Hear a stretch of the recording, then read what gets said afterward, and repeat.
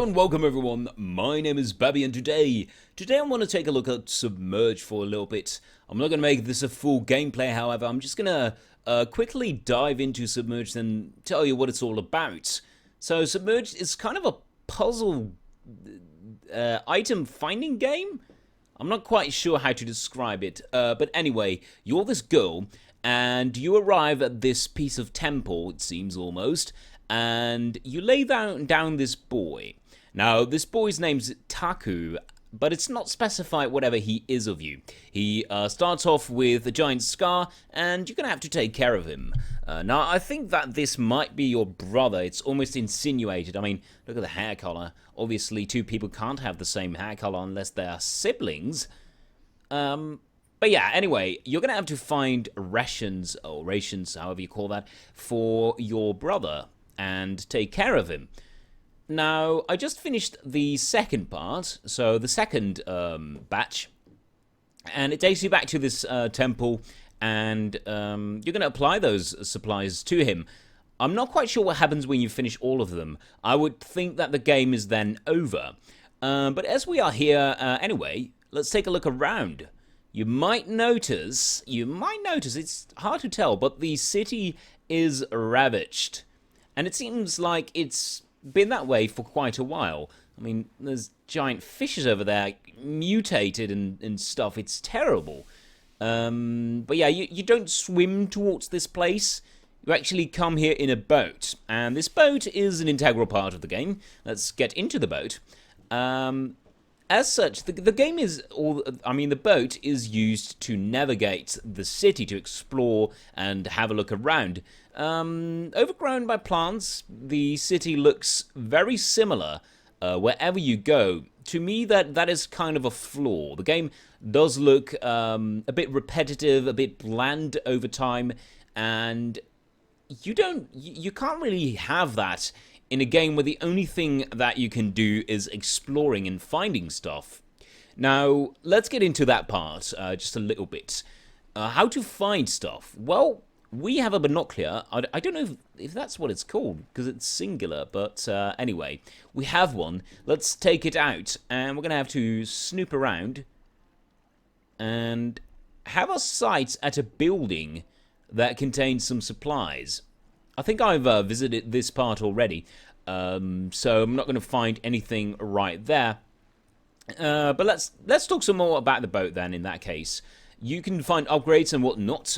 So far, it seems to me that the only upgrade that you actually get is increased speed or a longer duration of the turbo boost. So nothing really special there, I'm afraid. There seem to be a lot of regions in the game. As you might be able to tell, the render distance is not awfully good. You can't see the city that well. You can't navigate it as well. You can't see that far. Even though I put the viewing distance at unlimited, it's obviously not the case. Let's see if we can find some supplies. Oh, look right there. We got an upgrade, and I'm going to show you how that is applied. There we go. Where was it? Was it here? There it is. All right. You don't start off with this thing, I think. You have to actually find it. But there we go. Bam. And yes, it does seem like it only makes the turbo last a longer. This will boost my boat for longer. Yes, like every single time. All right. Let's get one of those packages. I think it might be on this building. I'm not too sure, though. And the trick is, you need to find a way to get on top of the building. Now, obviously, we're not going to be able to scale that building. Maybe there's some plants we can climb onto. Let's have a look around. I did see something there. All right, let's climb this ruin then. Yeah, like I said, it gets repetitive and bland. Where's that spot? And the reason that is because there's these creatures, they are all mutated. They look the same, just like the city. It all looks the same, and it gets very dull at a certain point. And of course, I'm not going to find any supplies right now. You know what? I'm going to be back at you guys whenever I find some supplies, so bear with me. Alright, this was not that far off, but there's a strange looking tower here, so that does indicate that there might be some special things. And as you see right there, we have a boat upgrade. But is this... No, there's no packages here. Unfortunately, that's pretty bad because that is the thing I was looking for. But this is a good way to show you off how there's different regions in the game. And how these landmarks actually get processed. Now what happens is it gets placed in your journal. You get stuff. You've seen that earlier when I thanked the dolphins. And this is actually quite a neat feature in the game, and I've got to give them credits for it. This is maybe one of those things that's a bit redeeming. Not too much, though. I'm going to be honest. But there's some kind of encyclopedia. Now, the more supplies you find, for instance, the more the story is unfolded.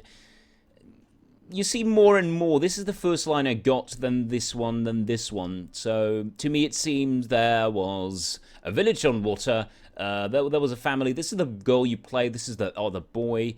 This is their parents. The guy goes out hunting for fish. This is what they eat. So they are obviously from a fisher family. Then one day the wife goes out and she drowns because of an accident. And we don't know what happens further. But this is one of those things that's unfolded, and you kind of have to interpret it in your own way because there's no narration whatsoever. There's no text to accompany you. I don't know if this is actually actual script, and if the words that they mumble are actual words. I don't know. I don't think so. So yeah, you gotta find the meaning of it yourself. Now, there's also a story about the city. Needless to say, I don't know anything about the city because I don't have any connecting pictures. Then there's the creature encyclopedia, and we've got the landmarks, and I found 4 already, so that's kind of an indication of how small this this world is. Actually, it's quite unfortunate, I'd say. Let's get a little bit further though, because I see something glimmering, and that means that there's a goodie. Is it? Alright, you know what? I'm going to look for it just a little bit longer. I want to show you that, at least. Well, you know what? It doesn't really matter. You know how to spot stuff. Let's climb onto a building. Let's see if we can find an eligible building. Yes, yes, we have seen the basket wheel. Alright. Little cutscene. Feels like it fills in time, because there's not enough to do, to be entirely frank. It's never really clear also which buildings are to be climbed and which ones are not. Now, the only way you can actually tell is when you get close enough, something pops up and tells you to press E to board said building, but nothing else, really. Nothing else. So we've got a statue over here. Ah. And we got another boat upgrade, but this is still going to be longer lasting boost. The Watchful Lady. Alright. Now, to me, it's not really clear what kind of culture this game tries to represent. It's not really clear because these children, they are obviously, they seem Middle or Central European, Western European, in any way European descent, but the city doesn't really reflect that, with palm trees and whatnot. It's actually pretty odd. Alright, so far I've not been able to find a building that I can climb, so you know what, I'm actually going to look for that instead of supplies, and I'll be back at you whenever I find one. Alright. 20 meters further, and this is obviously a building that we can climb. This is how you find goodies. Now, what's unfortunate is that you get these arrows that show you exactly where to point your view. It's a waste, in my opinion, because one of those things about the game is that you have to find the stuff on your own. You see that glimmering there? That's kind of indicative that there is some stuff there. That should be enough for you. And if it isn't, then, well, what the hell are you playing these kind of games for? I don't really know. Right, let's find a way to climb this building. Oh, wow. We can actually go underneath. Alright, maneuvering doesn't seem to go that well. I'd say that the controls to move aren't that easy to master. They are a bit clunky at best. And I'm going to show you exactly that about the climbing of the building itself, and I'm going to tell you how there's a lost opportunity here. Now, as we climb the building, the only keys that I have to use are the WASD keys to move. I can also move the camera direction, but that is about all you can do in this game. There's no way of running, there's no way of jumping. She does it all out of her own. Now, what would have been interesting is if you could run and fall, for instance, when you jump, and that is not the case. There's no end game state. There's no way to lose this game, and I think that's very, very unfortunate. Let's see, can we actually do anything here? No, let's proceed this way then. The only thing that you really have to do is find a way to get on top, and more often than not, it's going to be really, really easy. All right. They surely fooled me this time, of course, because I'm trying to show something.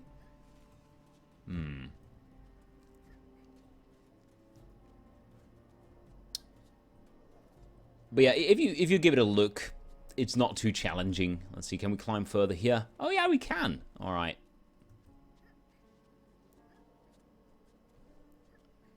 It seems to be nighttime at the moment. That's pretty weird. I haven't seen that too much. I'm gonna be honest, because as soon as you find stuff, you're gonna be back at your brother, and you're gonna sleep.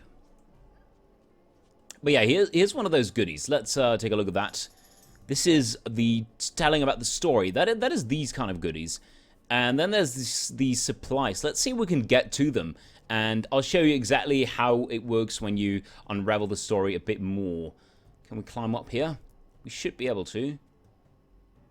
It's weird. Alright.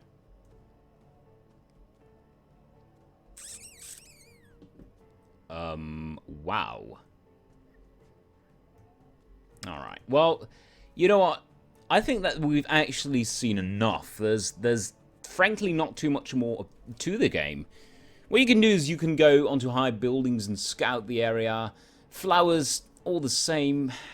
Frankly, there's too much.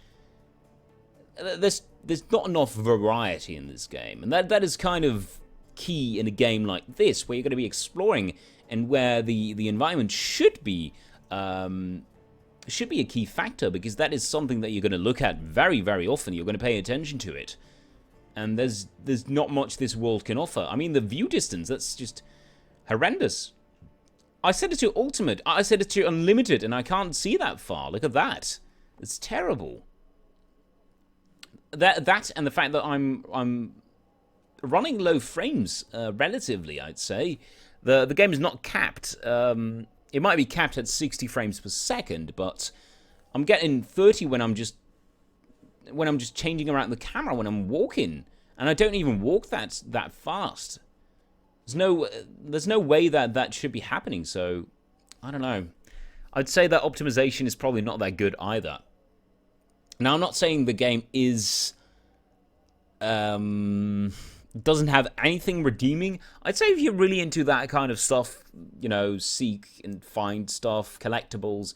This is basically collectibles that you have in a lot of games, but that is the key factor of this game, and I don't think that is a good concept. But you know, you might agree to disagree. You might agree to disagree there. Now, if you plan on buying this game, from what you've seen right now, I would strongly advise you to watch a review and watch a bit more about it and be critical, because I don't know. I think you should be critical about this game. I think some people might be able to enjoy this quite a lot, though. But it's just not for me. Anyway, thank you very much for watching. I hope that this video has helped you regardless. And I thank you and, you know, like always, have a good one.